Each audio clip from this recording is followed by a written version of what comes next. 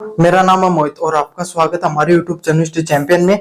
तो जैसा कि आप जानते हो, आपका जो पेपर होने वाला है इन्वायरमेंट स्टडीज का और इन्वायरमेंट एजुकेशन का, जो आपके सामने पेपर होने वाला है, उससे संबंधित आपके सामने पूरी की पूरी क्लास लेने वाला हूँ। आपके सामने जो बीएड के विद्यार्थी होते हैं उनका भाई आपके सामने पेपर होगा ही 4th सेमेस्टर का इन्वायरमेंट स्टडीज, इन्वायरमेंट एजुकेशन, एक ही बात है। उससे संबंधित आपके सामने पूरा रिवीजन कराऊंगा, कंप्लीट सिलेबस का पीडीएफ डिस्क्रिप्शन में लिंक दे रखा, वहां से जाकर डाउनलोड कर सकते हो। जिसको पीडीएफ डाउनलोड करने, जहां पर आपके उस पीडीएफ में ये नोट्स जो है पढ़ाना हो, ये वाले इंपॉर्टेंट क्वेश्चन भी डाल दूंगा और आपके सामने इंग्लिश मीडियम, हिंदी मीडियम सारों का कंटेंट मिल जाएगा। बस चैनल को जोर से सब्सक्राइब कर लेना भाई। चलिए, और पीडीएफ जोर से डाउनलोड कर लेना और चैनल को जोर से सब्सक्राइब कर दो। पर्यावरण का क्या अर्थ होता है? पर्यावरण का अर्थ से उन सभी जैविक व अजैविक परिस्थितियों से है जो जीवों के जीवन, विकास एवं व्यवहार को प्रभावित करते हैं। मतलब पर्यावरण क्या चीज होती है?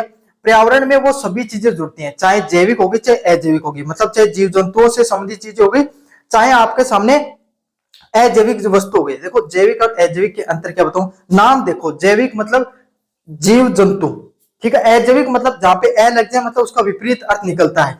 अजैविक मतलब जिनके अंदर जीवन ना हो या फिर जीव जंतु जैसा जीवन नहीं देखने को मिलता है, ठीक है। जो जीवों के जीवन, विकास एवं व्यवहार को प्रभावित करते हैं। पर्यावरण का अर्थ यही होता है, आपके सामने सभी चीजें मिलजुल कर रहती हैं पर्यावरण के अंदर। सिर्फ आप सोचो कि मनुष्य पर्यावरण का हिस्सा है, बिल्कुल नहीं है। हवा, पानी, खनिज, लवण, है ना, मनुष्य, पेड़ पौधे, सभी चीजें, जितने जीव जंतु इस सृष्टि पे रहते हैं, सब के सब पर्यावरण का अभिन्न अंग होते हैं। सभी एक दूसरे पर निर्भर करते हैं। ऐसा नहीं है, जैसे भाई आप एक छोटी सी बात बताऊं, अगर आपने पर्यावरण को नुकसान पहुंचा दिया, पर्यावरण में अगर वायु को आपने भाई पॉल्यूटेड कर दिया, कोई फैक्ट्री लगा दी, इससे खूब सारा धुआं निकल रहा है, तो वहां पर रहने वाले चाहे जीव जंतु कोई भी हो, क्या आपके सामने कितने भी जीव जंतु वहां पर, मनुष्य रहे चाहे पेड़ पौधे रहे चाहे अन्य जीव है, उनको नुकसान पहुंचेगा। और वहीं अगर आप उस पर्यावरण पे पेड़ लगाओगे और अपने पर्यावरण को स्वच्छ रखने का प्रयास करोगे, तो वहां पर रहने वाले लोगों का जीवन वो बढ़िया होगा। तो यही है, जैविक और अजैविक घटक दोनों आपस में एक दूसरे के ऊपर निर्भर करते हैं। इसके अंदर सिर्फ एक वस्तु नहीं है, चाहे वायु, जल, मिट्टी, पौधे, जीव जंतु तथा सामाजिक और सांस्कृतिक परिस्थितियां, सबके सब इसी चीजों के अंतर्गत आते हैं। चाहे हवा हो गई, पानी होगी, मिट्टी होगी, सबके सब चीजें इसी के अंदर शामिल होते हैं। इसके मुख्य घटक क्या होते हैं? जैविक और अजैविक घटक दोनों इसके अंतर्गत आते हैं।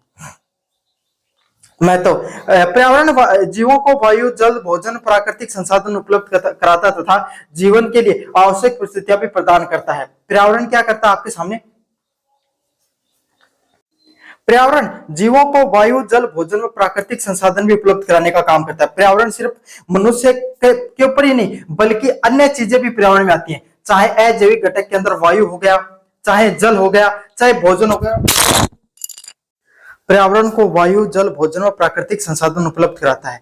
पर्यावरण के अंदर चाहे वायु हो गया, चाहे जल हो गया, चाहे भोजन हो गया, सब के सब संसाधन है वो जुड़े रहते हैं तथा जीवन के लिए आवश्यक परिस्थितियां भी प्रदान करने का काम करता है। तथा अन्य जो जीवन के अंदर आपके सामने जो आवश्यक परिस्थितियां होती हैं, वो भी पर्यावरण के अंदर जुड़ी रहती हैं। पारिस्थितिक तंत्र क्या होता है? किसी निश्चित क्षेत्र में जीवित व निर्जीव घटकों के बीच में होने वाली परस्पर क्रियाओं को, व्यवस्थाओं को पारिस्थितिक तंत्र कहा जाता है। अब पारिस्थितिक तंत्र क्या रहता है? देखो, चाहे जितने जीव जंतु हो गए, जैसे मनुष्य ने क्या किया, आपके सामने पेड़ काटे, समझ में आ गया? एक कोई जंगल था उसको काट दिया। अब उस जंगल को काटने से क्या नुकसान हो गया? वहां पर हाईवे बना दिया। अब वहां पर हाईवे बनाया, है ना, जंगलों को काटकर विकास की बड़ी बड़ी परियोजनाएं चालू कर दी, लेकिन उससे क्या नुकसान हो गया? पेड़ कटे, हाईवे पे गाड़ियां चली, जो CO2 है, कार्बन डाइऑक्साइड, उसकी मात्रा बढ़ने लग गई और जिससे क्या हो गया? जलवायु में परिवर्तन देखने को मिल गया। अब पहले आपके सामने क्या होता था? टाइम पे वर्षा होती थी, समय पे वर्षा होती थी, समय पे आपके सामने जो लोग हैं उनका जनजीवन अच्छा था, है ना, स्वास्थ्य से संबंधित अन्य बीमारियां भी नहीं होती थी, है ना, हवा स्वच्छ, जल स्वच्छ, पानी और आपके सामने स्वच्छ वातावरण देखने को मिलता था। अब चारों तरफ प्रदूषण का माहौल है। वर्षा भी आपके सामने कभी तो बहुत ज्यादा, इतनी ज्यादा हो जाती है कि बाढ़ आ जाती है, कभी इतनी कम हो जाती है कि सूखा जाता है। इस साल अल नीनो का प्रभाव ना आपके सामने, बिल्कुल भी कम बारिश हुई है आपके साथ, है ना। क्यों? ये कहीं पर असम के अंदर तो बहुत जोरदार बाढ़ देखने को मिल रही है और लगभग जो भारत का क्षेत्र है जहां पर बहुत जोरदार बारिश होती है, वहां पर आपके सामने सूखा देखने को मिल रहा है। तो यही जो प्रकृति है, वहां पे दो प्रारूप चल रहे हैं, एक तो अतिवृष्टा होगी, है ना, या फिर आपके सामने अति आपके सामने सूखा पड़ेगा। तो जो एक्सट्रीम कंडीशन की चरम सीमा की जो जलवायु के आपके सामने जो घटनाएं देखने को मिलती है, क्यों देखने को मिल रही है? क्योंकि हमने कहीं ना कहीं इस जलवायु, इस जो पारिस्थितिक तंत्र है उसके साथ हमने कहीं ना कहीं छेड़छाड़ की है। समझ में आ गया? अब आज के समय भाई जो घर घर में आपके सामने ट्यूबवेल लगा दिए हैं, है ना, तो इसका क्या नुकसान होगा? थोड़े दिनों बाद में भूजल है उसका स्तर पूरी तरीके से गिर जाएगा। तो यही है, कोई भी निश्चित क्षेत्र होता है जहां पर जीवित व अजीवित घटकों के बीच में जो क्रिया देखने को मिलती है उसी को क्या कहा जाता है? पारिस्थितिक तंत्र कहा जाता है। कि मनुष्य जो गतिविधि करेगा उसका प्रभाव पर्यावरण पे पड़ेगा, पर्यावरण जो गतिविधि करता वो उसका प्रभाव मनुष्य पर पड़ता है। धीरे धीरे क्या होने लगा, अब जो गर्मियों का मौसम आता है तो बहुत ज्यादा गर्मी पड़ती है, ठंड का मौसम आ जाता है तो बहुत ज्यादा ठंड पड़ती है। तो लोग अब धीरे धीरे लोगों को ये चीज महसूस होने लगी कि अब हमें पेड़ लगाने चाहिए, होने लगी है ना। तो यही है आपके सामने, प्रकृति वो खुद को बैलेंस करना जानती है। मुख्य घटक क्या होते हैं उत्पादकों में? अब आपके सामने जो ये पारिस्थितिक तंत्र होते हैं उसके अलग अलग चीजें देखने को मिलती हैं, जिसमें सबसे पहले उत्पादक आते हैं। उत्पादक क्या होते हैं? इस सृष्टि के अंदर सिर्फ उत्पादकों की श्रेणी में हरे पौधे आते हैं। उत्पादक कौन होते हैं? जो अपना भोजन खुद, स्वयं का भोजन खुद बना सकते हैं। अब आप कहो सर भोजन तो हम भी खुद बनाते हैं, हमारा ऐसा थोड़ी कोई स्विगी जेप्टो से आ रहा है, नहीं हम तो खुद बना रहे हैं अपना खाना। अरे वो बात नहीं है, आप जो खाना बनाते हो उसके अंदर, उसके जो खाना बनता है उसमें जो अन्न हो गया या मांस हो गया, आपके सामने नॉनवेज खाओगे तो मांस हो गया, है ना, वेज खाओगे तो अन्न हो गया, कहां से आता है? क्या तो हरे पौधों से आएगा या अन्य जीवों से आएगा? समझ में आ गया? अन्य जीवों से आपका भोजन आता है, आप खुद ने निर्माण करते हो। आप कहोगे सर हरे पौधे ऐसा अलग अलग क्या कर रहे हैं? हम अलग क्या करें? हरे पौधे अपनी रासायनिक प्रक्रिया के माध्यम से, प्रकाश संश्लेषण की जो रासायनिक विधि होती है जिसके माध्यम से सूर्य की किरणें उनके ऊपर जब पड़ती हैं तो वो प्रकाश संश्लेषण की विधि होती है, जिसके तहत अपना जो खाना वो स्वयं खुद बनाते हैं। और एकमात्र इस पृथ्वी पर सिर्फ पौधे ही ऐसे होते हैं जो अपना खाना वो खुद बनाते हैं। और इनकी श्रेणी कौन सी होती है? उत्पादकों की श्रेणी देखने को मिलती है। अगले होते हैं उपभोक्ता, उसको भोगने वाले। अब आपके सामने उपभोक्ता के अंदर मनुष्य व अन्य जीव आते हैं। कौन आते हैं? मनुष्य और अन्य जीव। इसमें प्राथमिक उपभोक्ता, द्वितीयक उपभोक्ता ऐसे भी डिवाइडेड रहता है। प्राथमिक उपभोक्ता में कौन आते हैं? जो आपके सामने शाकाहारी होते हैं, जो उत्पादकों को, अन्न को खाकर अपना जीवन यापन करते हैं। जैसे मनुष्य भी आता है इसके अंदर, है ना, इसके अंदर हिरण हो गई, चूहे हो गए, या जो जीव जंतु जो आपके सामने अन्न को खाकर शाकाहार को कर भोजन ग्रहण करके अपना जीवन यापन करते हैं, वो प्राथमिक उत्पादकों में आते हैं। इसकी एक और श्रेणी होती है द्वितीयक उत्पादक। द्वितीयक उपभोक्ता। द्वितीयक उपभोक्ता कौन होते हैं? जो मांसाहार खाते हैं। जो जीव जो प्राथमिक उपभोक्ताओं का उपभोग करके, भोजन करके अपना जीवन यापन करते हैं, वो द्वितीयक उपभोक्ता होते हैं। जैसे कि शेर किसको खाएगा? हिरण को खाएगा। समझ में आ गया आपके सामने? वो द्वितीयक उपभोक्ता होते हैं। फिर कौन होते हैं? उपघटक। अब द्वितीयक उपभोक्ता को कौन खाएगा भाई? चाहे उपघटक होते हैं ना, वो उत्पादकों को भी खाते हैं, वो उपभोक्ता से प्राथमिक होगा द्वितीयक उनको भी खाते हैं। जैसे कि कोई भी आपके सामने, अगर आपने छोटे से उदाहरण दूं, आपने एक रोटी को बाहर रख दिया, ठीक है, बाहर रख दिया, उसको चूहा वगैरह किसी ने नहीं खाया, थोड़े दिन में वो देखना वो आपके सामने गलना सड़ना शुरू हो जाएगी और वो धीरे धीरे मिट्टी में मिलना शुरू हो जाएगी, उससे उसके साइड में मिट्टी मिट्टी दिखनी शुरू हो जाएगी। तो क्या हुआ? जो जीवाणु है उन्होंने उसको धीरे धीरे खाना शुरू कर दिया है और उसको मिट्टी में मिलाना शुरू कर दिया, उसके जो पोषक तत्व उनको, है ना। कोई भी जानवर की मृत्यु हो जाती है तो उसके आसपास कीड़े लग जाते हैं, या चील या गिर्द जैसे जानवर जो आपके सामने द्वितीयक उपभोक्ताओं का उपभोग करके अपना जीवन यापन करते हैं, वो उपघटक में आते हैं। समझ में आ गया? जीवाणु और कवक इसके प्रमुख उदाहरण होते हैं। अजैविक घटक कौन से होते हैं? जल, वायु, मिट्टी, प्रकाश और तापमान होते हैं, वो सब आपके सामने अजैविक घटक होते हैं। समझ में आ गया? जैविक घटक और अजैविक घटकों को भी अच्छे से पढ़ा दिया मैंने।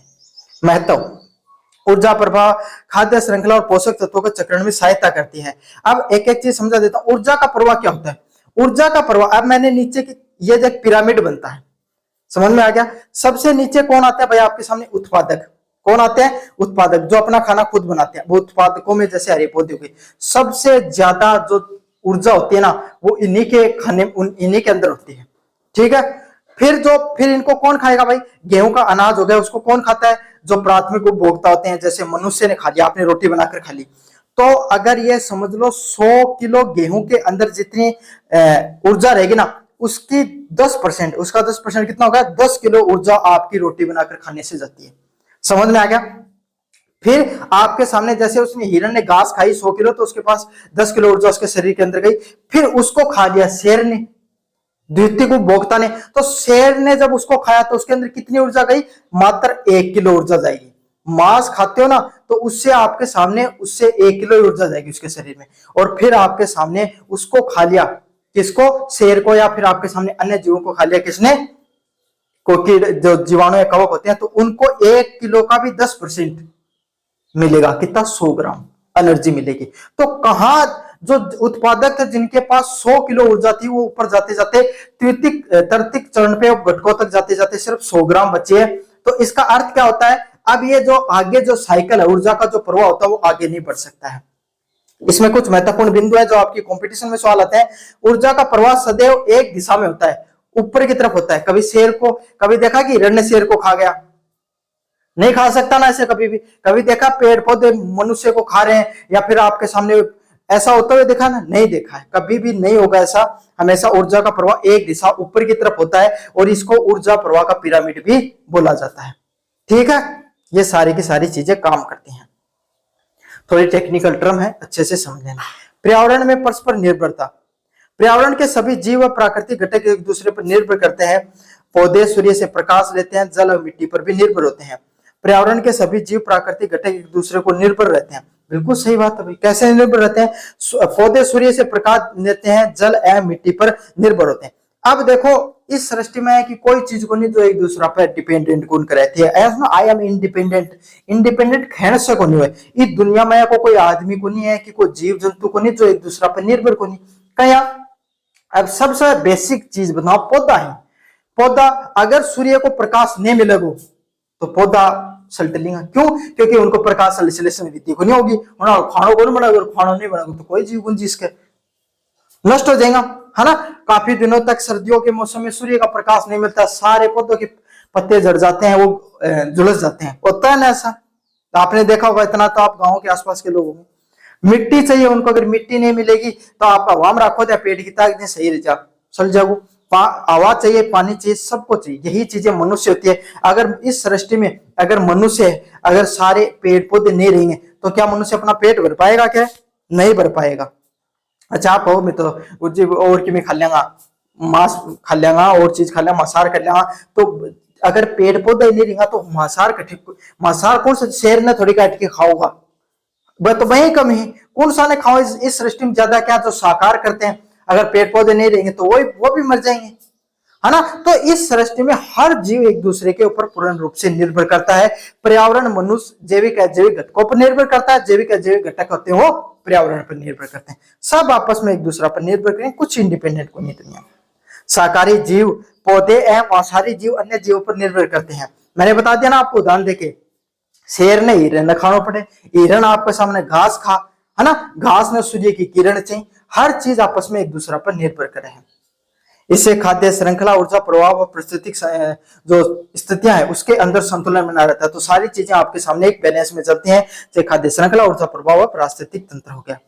प्राकृतिक संसाधन, प्रकृति से प्राप्त ऐसे पदार्थ एवं साधन जिनका प्रयोग मानव अपनी आवश्यकताओं के लिए करता है, उसको प्राकृतिक संसाधन कहते हैं। प्रकृति में ऐसे बहुत से आपके सामने पदार्थ पाए जाते हैं जिनका साधन जिनका उपयोग मानव अपनी आवश्यकताओं की पूर्ति के लिए करता है। क्या होता है?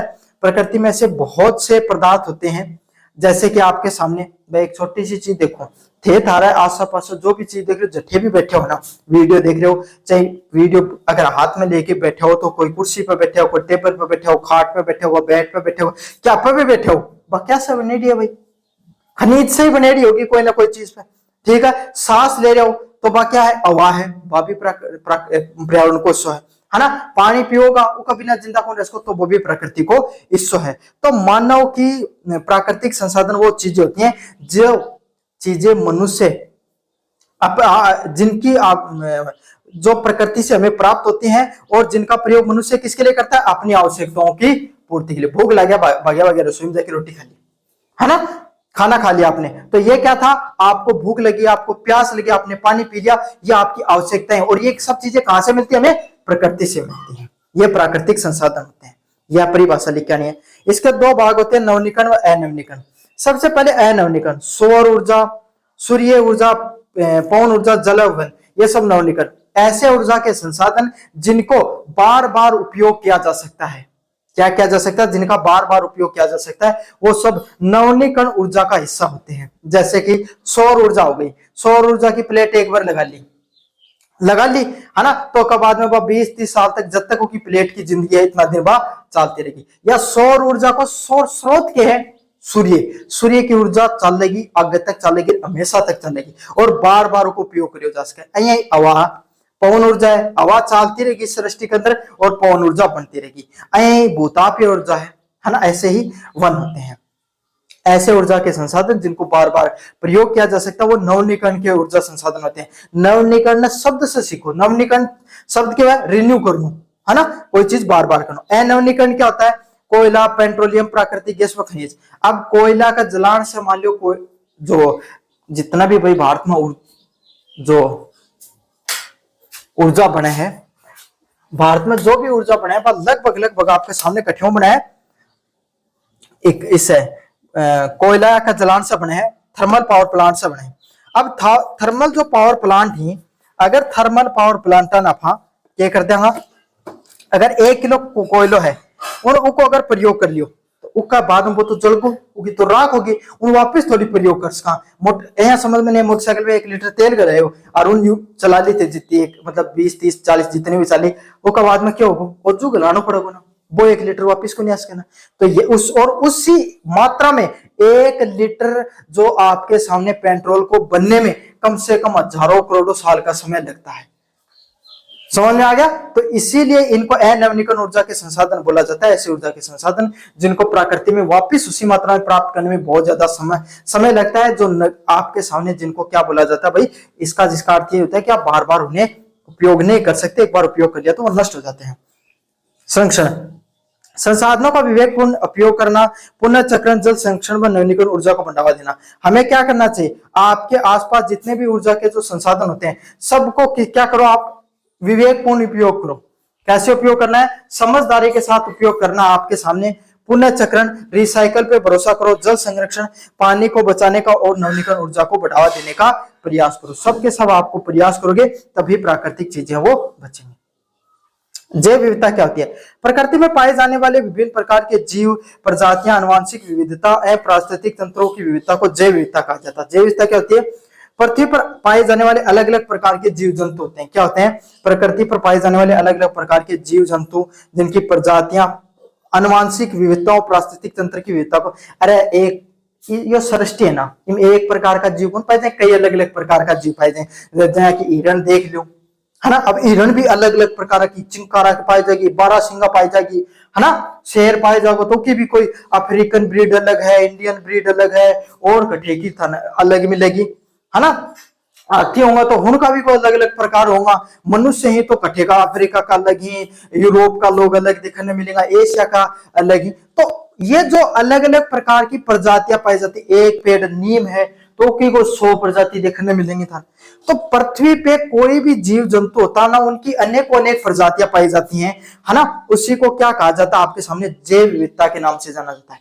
अब होगा गुरुजी पर मड़ा यो गए यो बदलाव जो चेंजमेंट क्या है, क्यों है भाई चेंजमेंट, क्योंकि अनुवांशिकता के कारण। जैसे कि मान लो कई आदमी का केयर है, कोई पौधो है वो कश्मीर में उग रहा है, तो बोले मैं तो माले घरा लगाऊंगा। अब पौधा है भाई जो कश्मीर में, मान लो कोई पौधो लगा है, वो राजस्थान में लगा दिया। अब कश्मीर में टेम्परेचर का 25 डिग्री में ज्यादा कौन जा, और आप लोग 25 डिग्री के कमी कौन जाकर देखा हो जाए, दो एक मना जाओ, 25 डिग्री में ज्यादा है तो पौधो क्या करे, पौधा तो उन्हें पड़ेगा। तो पौधों क्या करो, खुद के अंदर धीरे धीरे बदलाव करो। ये मौसम के अंदर 10 पौधा लगाओगा तो आपके सामने 9 तो सल्टलिंगा, एक मरो चिड्डो निकलो, वो क्या करोगे आपके सामने उग जाओगे कहीं भी करके। समझ में आ गया आपके सामने, तो वो क्या हो गया, क्योंकि वो खुद के अंदर परिस्थितियों के अनुसार खुद ने डाल दियो। तो बाद में थे देखोगा कि जो कश्मीर वाला पौधा और थाला पौधा के अंदर कोई ना कोई अंतर जरूर मिलेगा। उसकी पत्तियां अलग होंगी, कश्मीर वाला पौधा की पत्ती अगर आपके सामने छोटी छोटी थी तो हालांकि थोड़ी चौड़ी देखने मिलती, कोई ना कोई अंतर मिलेगा। क्यों मिलेगा आपका सामने? क्योंकि उसने उसी जलवायु के हिसाब से खुद को ढाल लिया है। समझ में आ गई?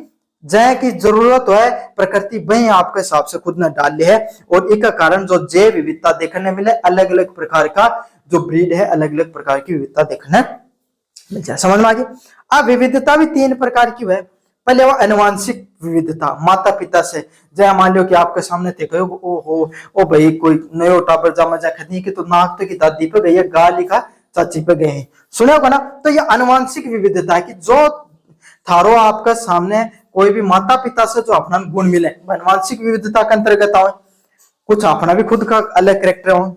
प्रजातीय विविधता, कुछ आपको अपने प्रजातियों से आपकी विविधताएं देखने को मिलती है, आपके अलग अलग प्रकार की जो होते। परिस्थितिक तंत्र, परिस्थितिक तंत्र को उदाहरण में पहले दे दियो थे भाई, आपके सामने कश्मीर को पौधों कट्ठे राजस्थान में बोयो है, बताओ थे, है ना। तो यह जो जैसा जलवायु है उसी के हिसाब से उसके परिस्थितियों में परिवर्तन देखने को मिलता है, उसको परिस्थितिक तंत्र की विविधता के नाम से जाना जाता है। चलिए, परिस्थितिक संतुलन भोजन, औषधि, कृषि और आर्थिक विकास के लिए महत्वपूर्ण होते हैं।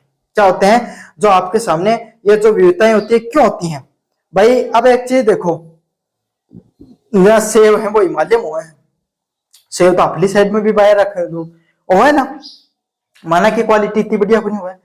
तो क्या अगर इस सृष्टि में ऐसा हो जाए कि कुछ चीजें किसी स्पेसिफिक चीजों पर जगह पर उगे तो मनुष्य की जो क्या जरूरतें कभी पूरी नहीं होंगी। समझ में आ गया आपके सामने? तो भोजन की, औषधि व कृषि के विकास के हेतु जैव विविधता की जरूरत होती है, इसीलिए प्रकृति खुद को अनुकूल बना लेती है। इसके खतरे क्या है? वनों की कटाई, प्रदूषण, आवास का निवास, अवैध स्वीकार व जलवायु परिवर्तन है, वो इन सब चीजों को नुकसान पहुंचाने का काम करे। अब प्रदूषण बहुत खतरनाक चीज है। प्रदूषण से आपके सामने जो अनुवांशिकता है उसके अंदर बहुत खतरनाक बदलाव देखने मिले। जहां हमारे टापर जाम तो रहे लेकिन टिड्डा पकागा जाम रहे, क्यों? जल प्रदूषण हो, है ना।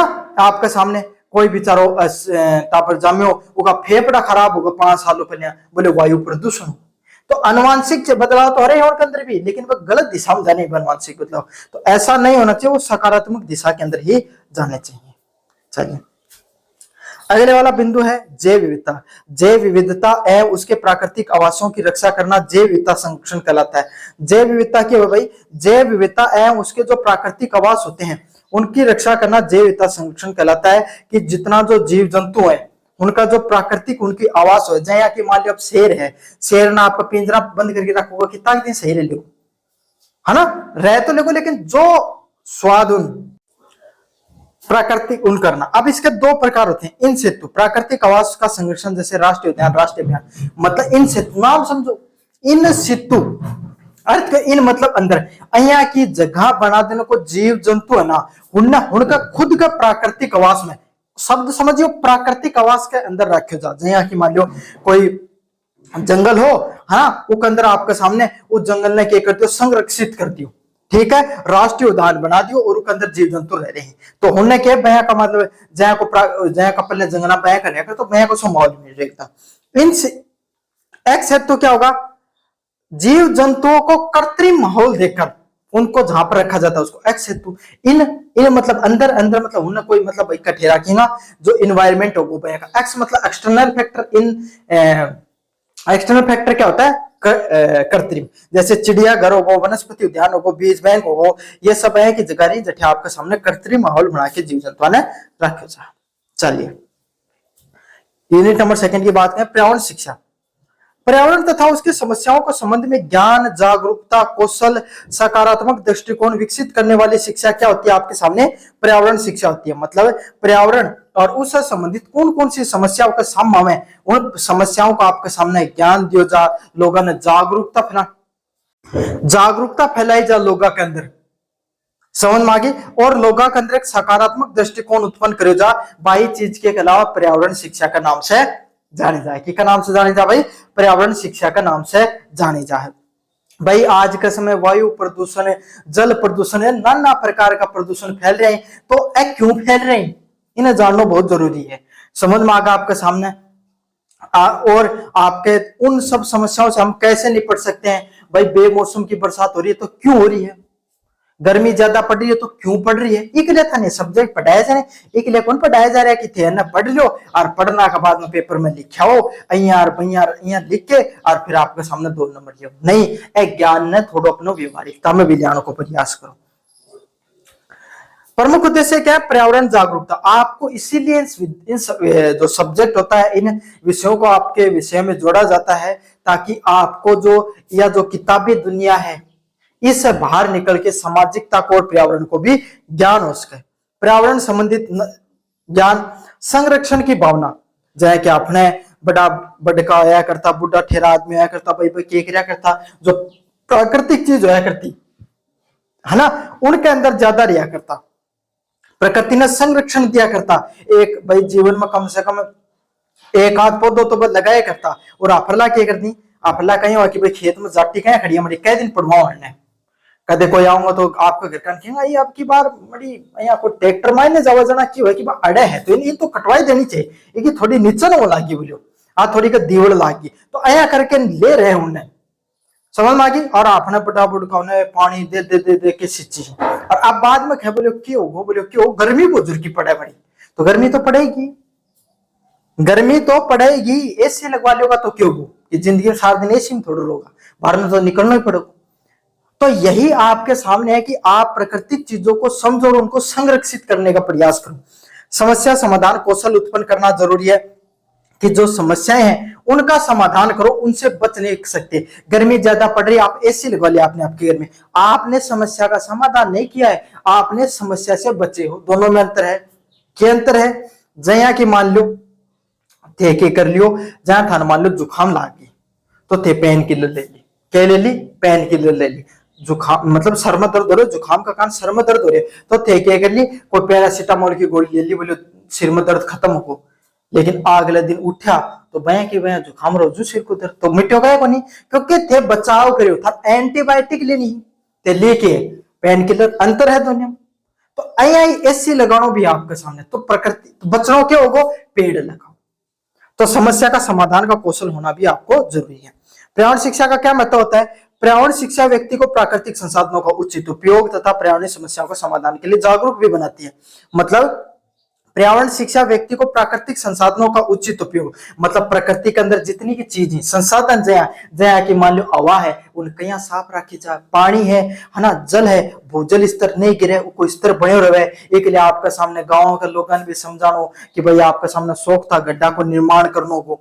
अब क्या एक छोटी सी थाना उदाहरण दे के बताऊं, हर गांव हर शहर की एक समस्या जल भराव की समस्या है ना। जल भराव मतलब बारिश हो जाए ना अपना शहर में गोटा तक को पानी भर जाए, क्यों भर जाए, क्योंकि आप जब शहरा को निर्माण करो, सड़का को निर्माण करा तो हुन के नीचे आपका सामने सोखता गड्ढा को निर्माण कर देख करा।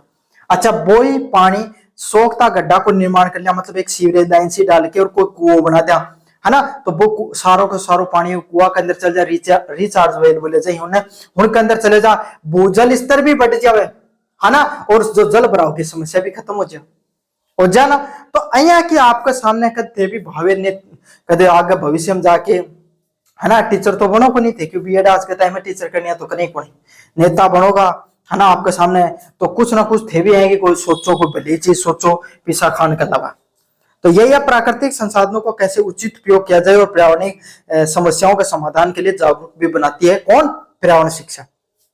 महत्व, प्रदूषण का नियंत्रण करना चाहिए। क्या करना चाहिए भाई, प्रदूषण का नियंत्रण। अब प्रदूषण को नियंत्रण कहीं है जाए कि मान लो कई टाबरा की कई लगभग आज का समय समस्या क्या है, मान लो कि घर का जा भाई अब दुकान तक जाके आ, तो दुकान अगर 4 पग का तला तो मोटरसाइकिल का किक मारा को पगाऊ गुंजा है ना, तो प्रदूषण नियंत्रित होगा गठे, प्रदूषण तो जद नियंत्रित हो ना जब वायु पर गांजा। तो यही छोटी छोटी चीजें बाद में थोड़ा सा दिन की जो उम्र बढ़े 20-35 साल 35 साल को उम्र होने लगे जना, बोले बीपी होगी तो बीपी तो आप ही होगी, हालत ज्यादा का को नहीं उम्र में, क्यों को नहीं, क्योंकि भाई पैदल चलना आज भी वो 2-3 किलोमीटर थारा उम्र 35 में ही वो 60 साल में को नहीं। तो प्रदूषण को भी नियंत्रण हो उसका चीजों और थारा शरीर को भी फायदो जा, दोनों चीज होती। तो एक लिए क्या करना चाहिए आपके सामने था ना, क्या होगा जो सरकारी बसा को प्रयोग करना होगा या जरूरत नहीं हुए उठे आपका सामने क्या करना चाहिए, जो गाड़ी वाहन उनको कम प्रयोग करना चाहिए। या फिर एक और उदाहरण दूं, जहां मान लो कई घर देखा होगा जन के अंदर की हो भाई आपके सामने भौतिक संपदा ठीक हुआ तो लोगों का घर मतलब पंखा चल रहे हैं तो ये पूरे घर कोई नहीं पंखा चल रहे हैं, लोटे चसने तो ये बल्ब चसने तो चस ही रहे हैं, तो क्या हो रहे हैं? बोले कोई नया खा भाई साहब था तो बोले बल्ब पूरी रात चसे। बोले साहब पीसा ही मारे, बोले मैं बिल भरावा जना बटे। अरे बिल तो भरावा तेरी बात चौखी है ना। लेकिन अब जो बिजली बढ़ रही है पहली बात तो व्यर्थ में बढ़ रही है, कोई उचित को निकले वो बिजली का जो बढ़न में जितनो कोयलो जले है, क्योंकि भारत में लगभग लगभग आज भी 50 से 60%, 40 से 60% का बीच में उस बिजली का उत्पादन क्या हुआ है? थर्मल पावर प्लांट हुआ है, कोयलो जले उससे आपका सामने बिजली को निर्माण हुआ है। तो उससे प्रदूषण में क्यों वो प्रदूषण फैलेगो, प्रदूषण फैले ना वो सृष्टि को नुकसान पात एक हो हिसाब खेत में 4 बीघा खेत में क्यों बाया बोलो राम बोलो राज्य वही गुनीर बोलो ओला गिर दे तो ओला तो आप ही गिर थारा कर्म ही है कहीं, समझ में आ गई। तो अया करके आप बहुत छोटी कोई बहुत बड़ा अचीवमेंट करने की जरूरत को नहीं, बहुत जीवन में व्यवहारिक कदम उठा के भी आप पर्यावरण प्रदूषण से बचा सका। प्राकृतिक संसाधनों का संरक्षण करना, जैसे कि भाई जोड़ ही आपका जो आपके सामने जो अपना बावड़ी ही या अन्य कोई प्राकृतिक चीजें पेड़ पौधा ही पुराना उनको संरक्षण करना जरूरी। जैव विविधता की संरक्षण करना, घरा का बाहर में कुत्तो दिख जाता को डंडा की मार दिया सोच है ना।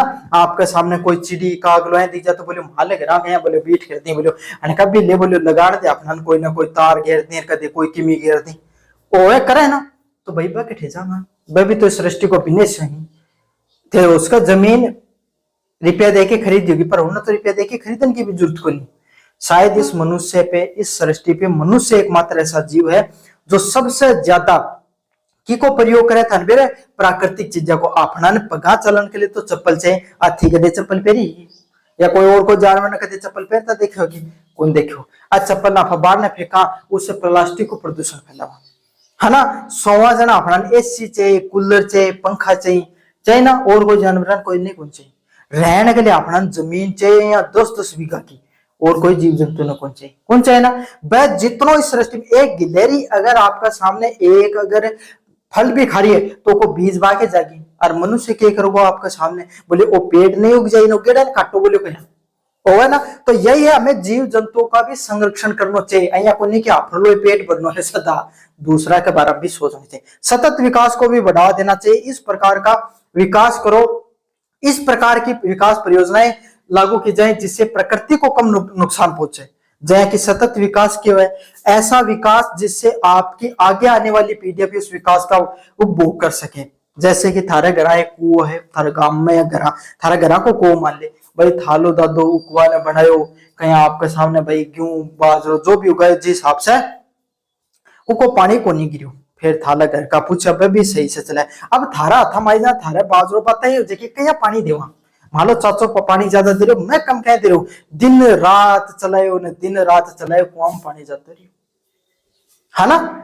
और नया समस्या देखा ना मिला ना कई लोगों का दिक्कत रहे कि मोटर बंद ही नहीं होनी चाहिए क्यों बिजली को बिल कम आवाज का लिख तो उससे क्या होगा कुआं को पानी चलेगा और धीरे धीरे आपका सामने भूजल इस तरह वो गिरतो इतना गिर रहे कि आपका सामने जो बोरवेला का बाद में 4-4 5-5 कुआ करा ली तो भी पानी को नहीं मिले। तो इससे क्या विकास करे थे अब थारा जो टब्बर आएगा जो बच्चा आएगा उनके लिए थाला कौन पानी बच्चो कौन बच्चो कोई नहीं बच्चो तो क्या करेगा सतत विकास कौन करो सतत विकास कौन सा करो थालो पप्पा थालो दादो करो कि थाने कुओ दियो है ना।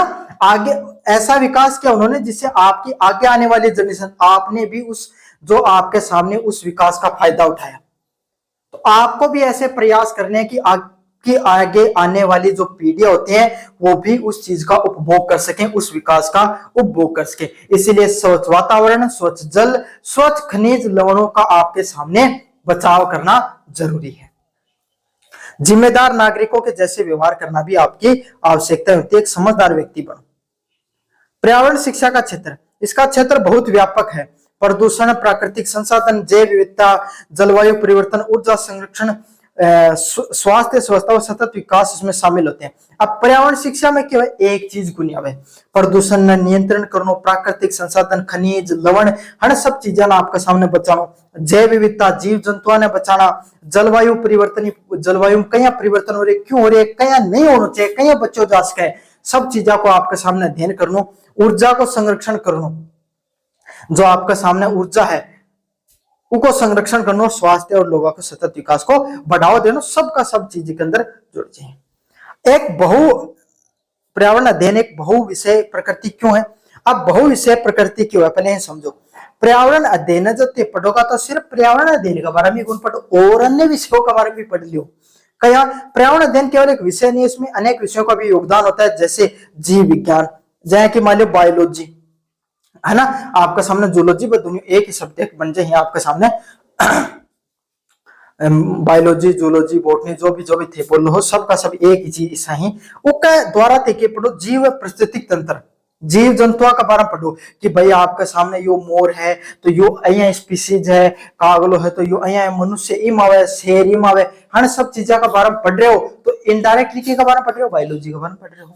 रसायन विज्ञान में प्रदूषण फैल रहे हो, बोले क्या फैल रहे हो साहब, बोले CO2 कारण फैल रहे हैं, है ना। ओजोन लेयर है बट डिप्लेशन क्यों हो रहा है? क्योंकि O3 को रिएक्शन जो CFC के साथ करना तो ओजोन लेयर का जो आपके सामने मॉलिक्यूल है टूट जाए, O3 से O2 हो जाए, कठे ना कठे आपके सामने कोई रसायन को मिलान कर रहे हैं आप, तो रसायन विज्ञान भी पढ़ रहे हैं। भूगोल, भूमि, जल और जलवायु के बारे में पढ़ते हैं। क्या जो आपके सामने जो जमीन होगी, पानी होगा और जलवायु के बारे में पढ़ते हैं, तो कहीं ना कहीं हम भूगोल के बारे में पढ़ते हैं।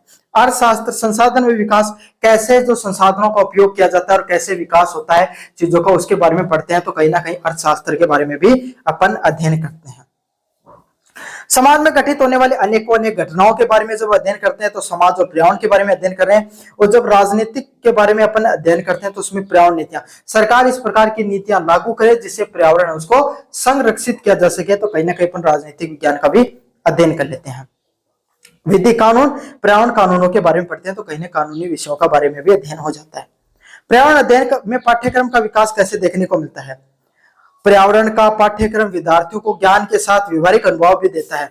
मतलब अब जाए इतनी चीज बताई बथन, है ना, तो क्यों हो था संसार के बारे में भी ज्ञान हो, क्यों था इंस्टाग्राम की रील के बाद में भी बेरो पट्टे की मुड़ो अया भी जय कर मालो दादू तो बचा के गए, मैं तो बिल्ले लगा दी उपवान ओयो ना था सोच थोड़ी बहुत को नहीं हुई और को नहीं हुई, क्यों अब थोड़ी देर बाद में वीडियो बंद करके रील ही देख रहे था।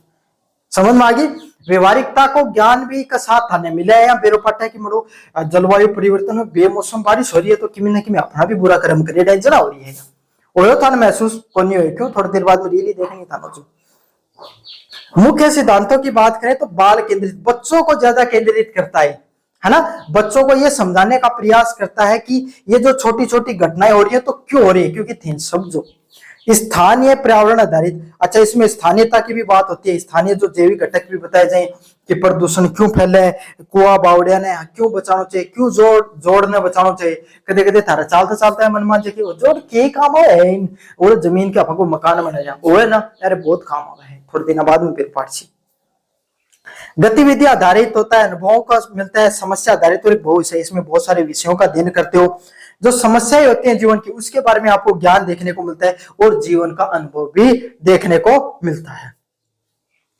उदाहरण के लिए वृक्षारोपण, जल संरक्षण परियोजनाएं और क्षेत्र भ्रमण में स्थानीय पर्यावरण संरक्षण भी देखने को मिलता है। जो वृक्ष रोपण करते हो, वृक्ष मतलब आपको जीवन में इस चीज का के बारे में समझ मिलती है कि हमें पेड़ों को क्यों लगाना चाहिए, पानी क्यों बचाना चाहिए, है ना। और अगर आपको थोड़ा बहुत जीवन में अगर और ज्यादा समझ हो जाए और थोड़ा ज्यादा ही सीरियस ले लो ये बात ना, तो क्या करो, आपके सामने कटे कोई जोड़ बावड़ी हर देखने जाओ, 2 मिनट देख के सोच विचार करो कि मड़ो पानी आपने बोले कुआ में यहाँ सूख रही है, क्योंकि बोले ए जोड़ बावड़ी सूखी हमको पानी रिया करता हूं मैं तो अपने कुआं भी रिया करता हूं, बार भी थाम थोड़ा सोच हो जा, भ्रमण भी करना जाओ, क्षेत्र भ्रमण करना, स्थानीय पर्यावरण सर्वेक्षण जैसी चीजों से भी आपका जुड़ाव होता है।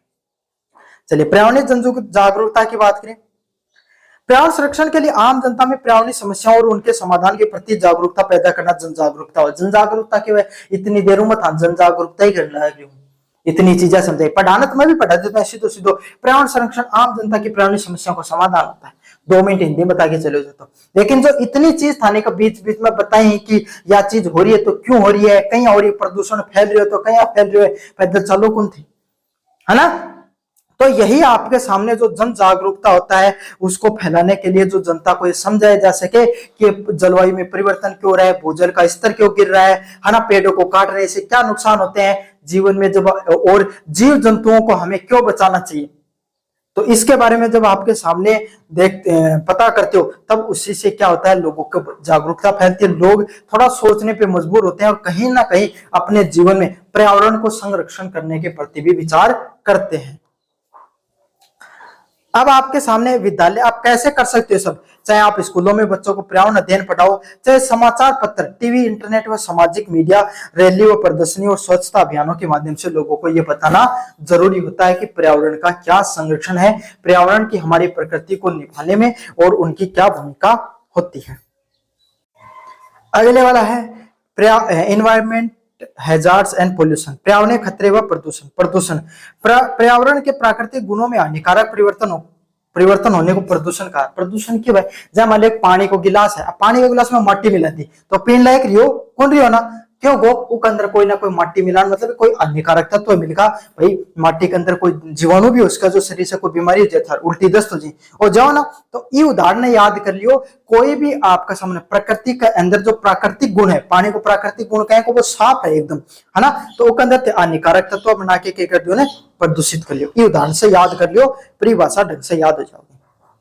मुख्य प्रकार क्या होते हैं, वायु, जल, मृदा, जो ध्वनि प्रदूषण होता है वो इसके प्रमुख प्रकार होते हैं। चाहे वायु प्रदूषण हो गया, चाहे जल प्रदूषण, मृदा प्रदूषण और ध्वनि प्रदूषण इसके प्रमुख हैं। मैं था रहन के बारे में बताने की जरूरत है, बेरो तो थाने गणोई है, फिर भी मैं बता दूं।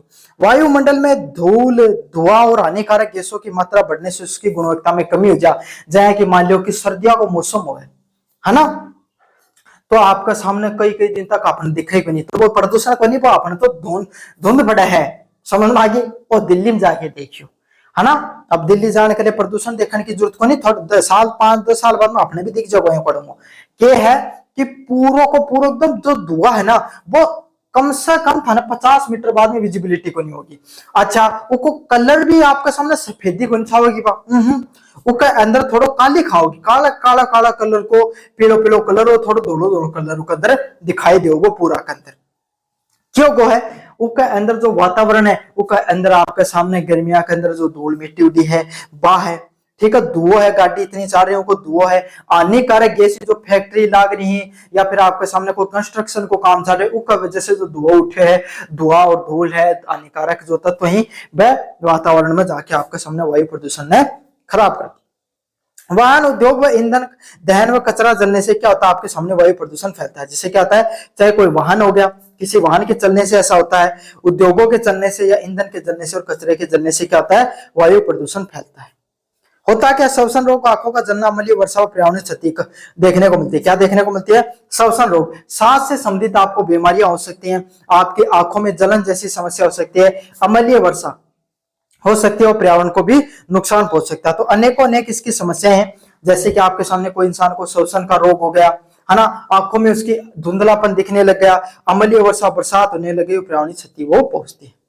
नियंत्रण, स्वच्छ ईंधन, सार्वजनिक परिवहन और वृक्षारोपण व प्रदूषण नियंत्रण तकनीकों को हमारा अपनाना चाहिए। क्या करना चाहिए, स्वच्छ ईंधन की तकनीकों, स्वच्छ ईंधन हमें मतलब भूतापीय ऊर्जा, पवन ऊर्जा, सौर ऊर्जा जैसी चीजों को अपनाना चाहिए, सार्वजनिक परिवहनों का प्रयोग करना चाहिए, सरकारी बसाव प्रयोग करना चाहिए, पेड़ पौधा लगाना चाहिए, जो प्रदूषण नियंत्रण को प्रयास करना चाहिए। जल प्रदूषण क्या होता है, जल में हानिकारक तत्वों के मिल जाने से उसकी गुणवत्ता को खराब हो जाना जल प्रदूषण। उदाहरण दिए हो, है ना, आप यहाँ मान लो कि एकदम साफ नदी को पानी बह रही है, उसके अंदर को नालों मिला दियो, नदी खराब हो जाए।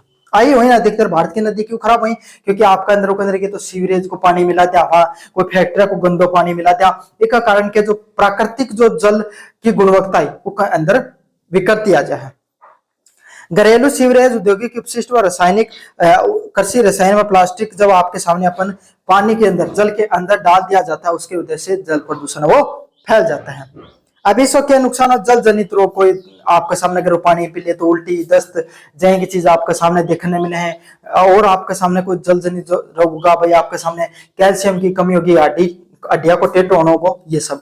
जलीय जीवों को क्षति, उसके अंदर आपके सामने कोई भी जलीय जीव हो गया, चाहे आपके सामने मगरमच्छ हो गया, चाहे घड़ियाल हो गए, चाहे आपके सामने जो मछलियां होती है, उन सबकी मृत्यु हो जाती है। और पेयजल के जो पानी होता है उसमें भी गुणवत्ता में कमी आती है।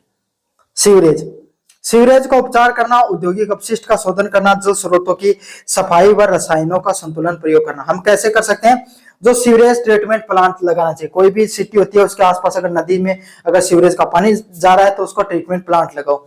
औद्योगिक अपशिष्ट क्या करना है, जो औद्योगिक कचरा होता है, क्या होता है आपके सामने, जो औद्योगिक कचरा होता है आपके सामने, उस औद्योगिक कचरा को रोका जाए। आपके सामने जो अलग अलग जल स्रोत हैं उनकी सफाई की जानी चाहिए और आपके सामने रसायनों का संतुलित उपयोग करना चाहिए। मृदा प्रदूषण, मिट्टी के हानिकारक रसायनों एवं अपशिष्टों के अत्यंत संचय और उसकी गुणवत्ता और उर्वरकता में कमी को मृदा प्रदूषण कहा जाता है। मृदा प्रदूषण क्या होता है आपके सामने, जो मिट्टी है आपके सामने उसकी जो गुणवत्ता होती है, उसकी जो क्वालिटी होती है, और मिट्टी के अंदर आपके सामने जो है पहले मान लो 10 किलो उग गया करता, आजकल 8 किलो उग, क्यों? क्योंकि मिट्टी की जो क्वालिटी है वो आपके सामने धीरे धीरे कमजोर होती जा रही। क्यों? क्योंकि आपके सामने यूरिया को 1 कट्टो लागना चाहिए तो 2 लगाया, बोले ज्यादा ना उगो, ज्यादा ना थोड़ा सा दिन उगो और पाओ उगना चाहिए कम और होने लगो। तो ज्यादा रसायनों का प्रयोग करने से फायदा नहीं होता बल्कि उसका उलट नुकसान होता है। जहाँ कि मान लो थारे शरीर में मान लो जरूरत खून की डॉक्टर जरूरत बताई तो थे हमारी खून अनार वगैरह खा खा के कितो कर लियो 14-15 कर लियो आपके सामने पॉइंट ऑफ खून पा थारा बोले उरक मैं तो 22 तक लेके जाऊंगा, डॉक्टर बताया बोले ज्यादा होगा भैया, बोले थोड़ा कम खाया कर, है ना, मोटापा बढ़ने लागू। तो यही आपके सामने इसी तरीके से हर चीज पे लागू होता है। अति अगर किसी भी चीज करोगे तो नुकसान ही होता है। यही अपन ने किया, ज्यादा रसायनों का प्रयोग करने से जो मिट्टी होती है उसकी उर्वरकता में गिरावट देखने को मिलती है। कारण रासायनिक उर्वरक, कीटनाशक, प्लास्टिक और जो औद्योगिक कचरा होता है और खनन होता है उसको हमें सीमित मात्रा में प्रयोग करना चाहिए। अलग अलग प्रकार के जो रासायनिक उर्वरक हो गए उनको सीमित मात्रा में प्रयोग करो, कीटनाशक होते हैं उनको सीमित मात्रा में प्रयोग करो, प्लास्टिक हो गया, औद्योगिक कचरा हो गया, सबको सीमित मात्रा में प्रयोग करना जरूरी होता है। उर्वरकता की कमी, जो खनिज लवण होते हैं उसमें उर्वरकता की कमी आती है। फसलों की गुणवत्ता में कमी, भूजल होता है उसमें भी प्रदूषण देखने को मिलता है। चलिए, ध्वनि प्रदूषण क्या हो गया, अत्यधिक अनावश्यक व अप्रिय ध्वनि से उत्पन्न प्रदूषण को अध्वनि प्रदूषण कहा जाता है।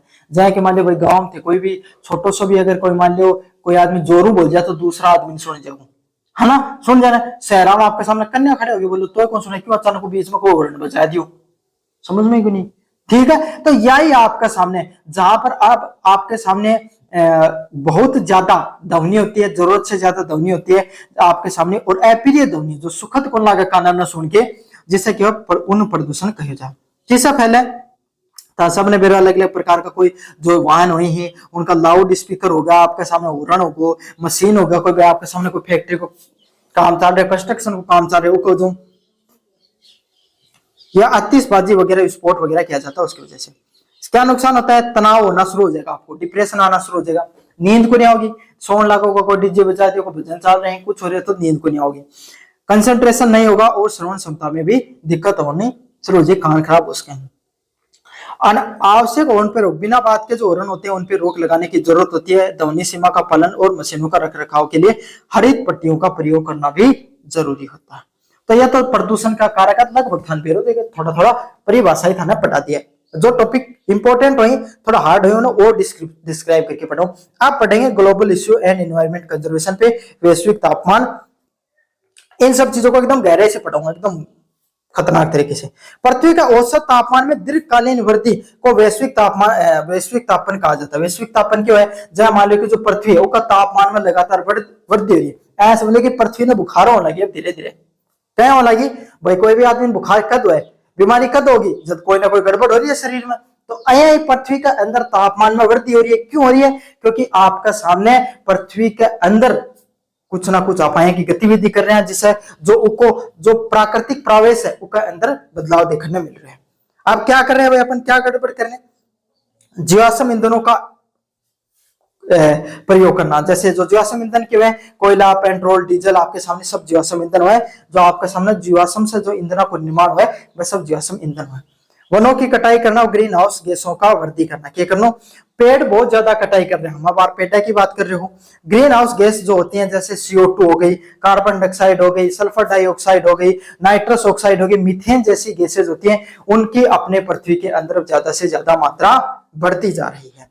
क्या नुकसान है, तापमान में वृद्धि होना, मतलब आपके सामने पृथ्वी को जो तापमान में वृद्धि होगी, हिमनदों का पिघलना आपके सामने जो ग्लेशियर होंगे वह पिघलेगा और समुद्र स्तर में वृद्धि होगी। देखो ओवे क्यों वैश्विक तापमान में वृद्धि, ये पॉइंट हम दे रहे हैं को मत हम जो CO2 को उदाहरण लेके देखा था, मीथेन को कोई को ले लो चाहिए।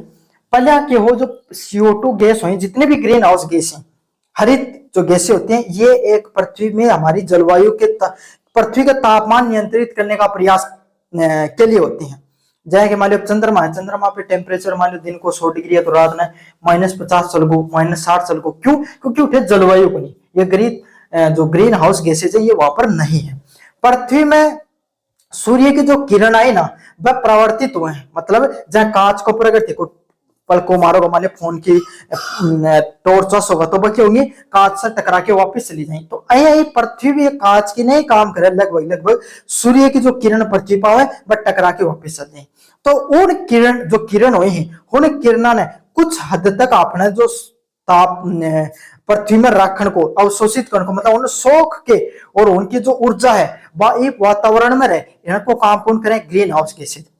समझ में आ गया आपके सामने? जो ऊर्जा वापिस जा रही थी, जो सूर्य किरण टकरा के वापिस जा रही, भाई आपके अंदर राख ली ही, और जो उन किरणा के अंदर जो ऊर्जा है ना उससे जो पृथ्वी को तापमान है वो नियंत्रित रहे। जहां मान ली दिन को 30 डिग्री टेम्परेचर होगा तो रात में गिर के ज्यादा कितना रखो आपके सामने 5 डिग्री इतना रखो, ज्यादा डिफरेंस को नहीं आप पृथ्वी का तापमान में। क्यों? क्योंकि हन ग्रीन हाउस गैसेज की वजह से को नहीं आवे। अब क्या हो लागू, पहले धीरे धीरे पहले तो जितनी मात्रा में होनी चाहिए जनाई उतनी थी, अब क्या हो औद्योगिक क्रांति आई, उसका वजह से उद्योग लगे और उससे CO2 की मात्रा पृथ्वी में जाने लगी, वाहन वगैरह जाने लगी। ऊपर से आपका बहुत सारा जो वन ही उनकी भी कटाई करती। अब वना की जो कटाई करी है, ये करिए जो वना की कटाई करी है, एक कारण के ग्रीन हाउस गैसेज की मात्रा बढ़ने लगी। एक तो CO2 की मात्रा आप खुद भी बढ़ा रहा था, ऊपर से जो CO2 अवशोषण करने को काम कराया करता पेड़, उन पेड़ भी काट दिया तो दोहरी मार हो गया। तो इस CO2 की मात्रा बढ़ी, और जिससे जो अब ज्यादा मात्रा में कोई चीज गैस होगी तो वह ज्यादा मात्रा में सूर्य की ऊर्जा अवशोषित करेगी, तो अब ज्यादा मात्रा में सूर्य की ऊर्जा अवशोषित होने लगी, जिससे पृथ्वी को तापमान है उनमें वृद्धि होगी। ठीक है भाई, इससे क्या हो, अब पृथ्वी को तापमान में वृद्धि हो तो ग्लेशियर पिघलने लगा। अब ग्लेशियर पिघलना शुरू होगा तो उनको पानी नदियां बढ़ी, नदियां से बढ़ के वो समुद्र में चले गए तो समुद्र को स्तर भी बढ़ने लगा। आपको होगा गुरुजी समुद्र को स्तर बढ़ने तो मारे के नुकसान था रहे तो को नहीं, लेकिन मान लो घना यहाँ का द्वीप जन पर लोग रहे, बस द्वीप जो धीरे धीरे समुद्र को स्तर बढ़ने, अरे यहाँ समझ लो कि मान लो थे एक यहाँ का नदी का बीच में रहो, है ना, जब गर्मिया का मौसम रहे नदी पानी कौन रहता आराम कठे चल जाओ चाहिए, और जय आवे बारिश का मौसम तो क्यों है दी थारा घर का आसा पास तक पानी आ जाए नदी को, और जन समस्या तो यही समस्या वो द्वीप वाला लोगों का भी हो रही। पहले उनका द्वीप 15-15 20-20 किलोमीटर तक है, आजकल 6 किलोमीटर का बचे। क्यों? बात डूबगा बाकी का जल स्तर बढ़न से। आप में क्या कर सका, नवनीकरण ऊर्जा को प्रयोग कर सका, सौर ऊर्जा, भूतापीय ऊर्जा, इन जैसी ऊर्जाओं को प्रयोग कर सकते हैं, ऊर्जा को बचा सकते हैं, ज्यादा से ज्यादा पेड़ों को लगा सकते हैं, उत्सर्जन में कमी कर सकते हैं।